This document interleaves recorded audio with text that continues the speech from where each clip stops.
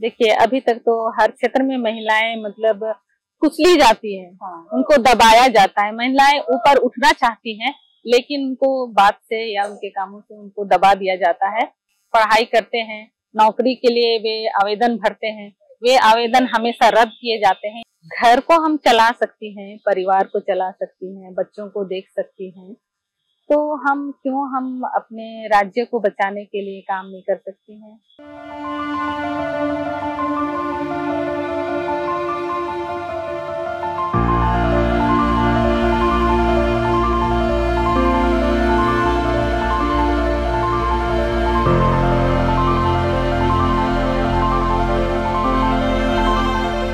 मेरा नाम संगीता बेग है और मैं झारखंड के कांके प्रखंड से आती हूँ और पढ़ाई कर तो मैं ग्रेजुएट हूँ।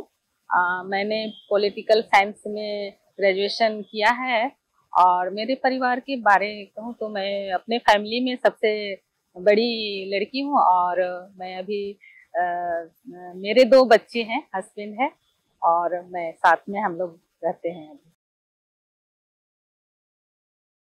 देखिए, चुनौतियां तो बहुत आती हैं क्योंकि हम आदिवासी समाज से आते हैं, तो आदिवासियों के लिए बहुत ही कठिन संघर्ष होता है। कुछ भी चीजों को करने के लिए, कुछ भी काम करने के लिए, आगे बढ़ने के लिए बहुत सारी चुनौतियां तो आती हैं, लेकिन उन्हीं सभी चुनौतियों से हम आगे बढ़ते हुए आज हम इस जगह पे आए हैं और अभी हम कहें तो सामाजिक कार्यकर्ता के रूप में अभी हम अपने आप को देख रहे हैं। मुझे मन था क्योंकि मेरा सब्जेक्ट था पॉलिटिकल साइंस, तो मैं भी चाहती थी कि किसी दिन मैं भी समाज के लिए या अपने राज्य के लोगों के लिए या अपने घर परिवार के लोगों के लिए कुछ कर पाऊं। अगर समाज के लिए मैं अपना योगदान देती हूँ तो उससे बढ़कर और कुछ नहीं हो सकता। बहुत अंतर है क्योंकि मैं अभी बहुत सारे जगहों में इधर उधर जा करके मीटिंग्स वगैरह अटेंड कर रही हूँ, घूम रही हूँ, दूसरे अन्य राज्यों के लोगों की महिलाओं से मिलती हूँ, बातें करती हूँ, तो बहुत फर्क पड़ता है हम में और उनमें। क्योंकि हमारे झारखंड में बहुत मतलब छोटे छोटे गांव हैं, छोटे छोटे जगह हैं और कम पढ़े लिखे लोग भी हैं, अच्छे पढ़े लिखे लोग भी हैं, लेकिन जैसे अच्छे पढ़े लिखे लोग तो समझ पाते हैं कि देश दुनिया में क्या हो रहा है, लोगों के लिए क्या जरूरत है और वे महसूस कर सकते हैं। लेकिन कम पढ़े लिखे लोग हैं, वे कुछ भी देश दुनिया में क्या हो रहा है उससे उनको कोई मतलब नहीं है। वे कुछ भी नहीं जानते हैं कि अभी इस समय में क्या राजनीति हो रहा है, देश में क्या हो रहा है, बच्चों के लिए क्या हो रहा है, या फिर सरकार हमारे लिए क्या योजनाएं ला रही हैं, उनको कुछ मालूम नहीं होता है।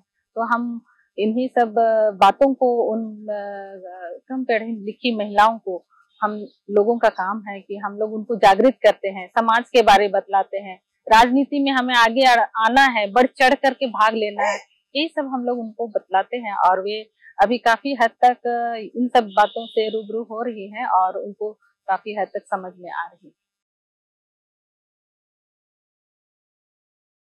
देखिए, अभी तक तो हर क्षेत्र में महिलाएं मतलब कुचली जाती हैं।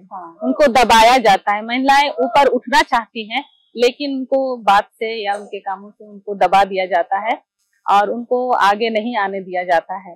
और पढ़ाई की बात कहें या फिर नौकरी की बात कहें तो हमारे यहाँ बच्चे पढ़ाई करते हैं, नहीं करते हैं, लेकिन क्या है कि अपने राज्य में ऐसा है, पढ़ाई करते हैं, नौकरी के लिए वे आवेदन भरते हैं, वे आवेदन हमेशा रद्द किए जाते हैं या तो फिर उनका वे पास आउट हो जाते हैं, पास हो जाते हैं, उनका इंटरव्यू होता है, इंटरव्यू के बाद में उनका जब ज्वाइनिंग का समय होता है तब उसको वहां पर कर दिया जाता है। तो बच्चे हमेशा हताश निराश हो जाते हैं और वे अपने अभी तो ऐसा हो गया है कि वे अपने राज्य को छोड़कर अन्य राज्यों की ओर पलायन कर रहे हैं इसी वजह से।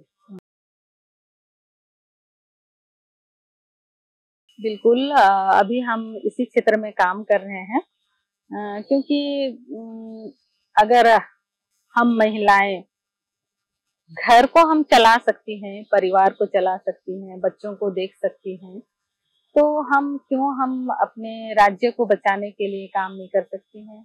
देश को बचाने के लिए हम काम नहीं कर सकते हैं। हम भरपूर सहयोग देने का कोशिश कर रहे हैं और इस मामले को हम अपने राज्य की सरकार तक पहुंचाने की कोशिश करते हैं। हम प्रोटेस्ट करते हैं और उन तक हम अपनी बातों को पहुंचा रहे हैं कि विशेषकर शिक्षा को लेकर के और नारी शक्ति को लेकर के, सशक्तिकरण को, महिला सशक्तिकरण को लेकर के हम अभी विशेष कार्यक्रम जगह जगह पर हम लोग बैठकें कर रहे हैं और महिलाओं को जागृत कर रहे हैं। और सशक्तिकरण को देखते हुए हम विशेषकर महिलाओं और युवाओं को और बच्चों को भी हम लोग ध्यान देते हुए उनके लिए कार्यक्रम वगैरह हमेशा करती रही है। देखिए, मेरे क्षेत्र में कांके विधानसभा पड़ता है, तो मेरे एरिया में 7 यूनिट पड़ता है।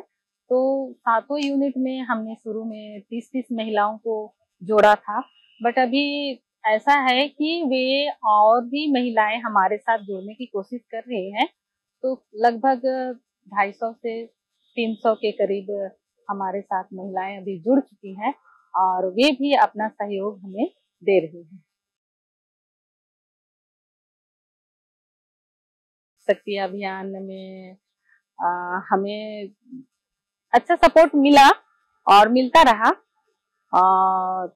क्योंकि हम लोग जानते हैं कि हम लोग महिला लोग हैं और अगर महिलाओं को कोई सपोर्ट नहीं करेगा तो हम थोड़ा अपने आप को कमजोर महसूस करती हैं। लेकिन हम अभी इतने दिनों की जर्नी में अपने आप को कमजोर महसूस नहीं कर रहे हैं।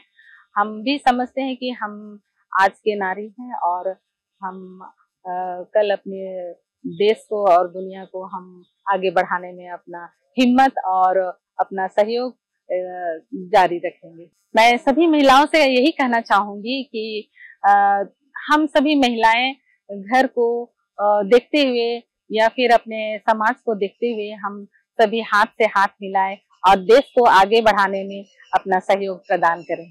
सभी महिलाओं से मेरी गुजारिश है। धन्यवाद।